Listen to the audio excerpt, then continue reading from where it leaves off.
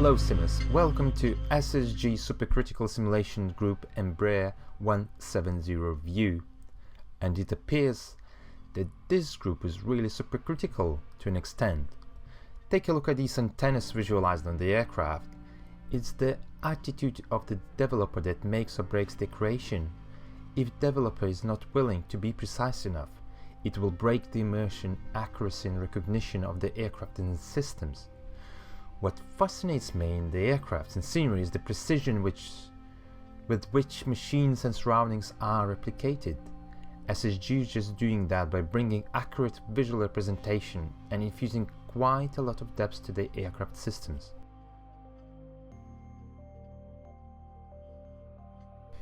Outer 3D modeling of this aircraft is really good, as in most X-plane aircrafts. It presents the essence of Embraer in its full glory. It is beautifully and accurate design with a lot of detailing and precision. Although, unlike Peter Tram, I did not count the number of fan blades. Peter is from X-Plane Next Generation Facebook group. He did count the number of fan blades on the Flight Factor 777 and found a lot of inaccuracies in its design, and he built his own astonishing 777 3D model of the aircraft with cracking wing flaps just to prove that he is able to put the words where his mouth is. That is a very good example of commitment and right attitude.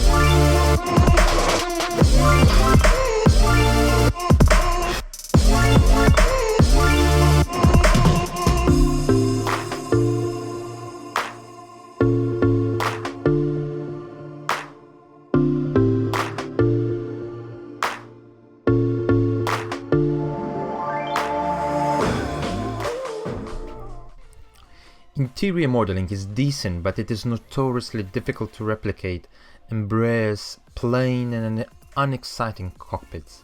In order to bring them to life, SSG will have to employ the new PBR features available in X-Plane 11, which will allow to build more accurate textures, materials, reflections and surface roughness. At the moment it looks still okay, but nothing to shout about. Baked-in shadows are quite rough in places and there is quite a lot of shadow overspill. Knobs and switches are really nicely designed, well proportioned and high fidelity. Some signs and other written notes are low resolution can be fairly unpleasant in comparison to the other high resolution visual elements. Overall, it is a good attempt and it is on par with other Embraer aircrafts in X-Plane. Systems that are implemented in this aircraft are the best ones so far in Embraers of X-Plane. FMC has citizen stars, top of climb, top of descent points, progress page, although it's not entirely accurate Embraer FMC replica. Navigational and multifunctional displays are really good, especially MFD. It has a handy dynamic representation of LNAV, which helps with navigational awareness quite a bit. Unfortunately, weather and TCAR sections are not operational. Also, there is a very bizarre on one hand Embraer decision to give a choice to airlines on how to operate a glacial system. When one of the autopilot buttons are pressed, they do not illuminate, indicating that there is function engaged. Apparently, this is a conscious decision taken by airline. When you do a start of flow, you want all the buttons in Embraer to be off, which indicates that all required systems are on and operational.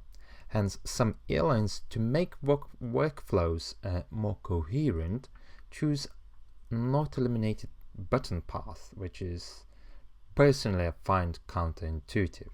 The aircraft flies really nicely and I found that it is less twitchy than X-Craft's E-175. However, taxiing can be frustrating at times. It's aircraft is quite misbalanced, so sometimes it travels whether too slow, sometimes it's just too fast. The sounds, on the other hand, are surprisingly good, maybe just except screeching tire sounds, and I'm really quite happy with the sound system in this aircraft, and I don't say that very often.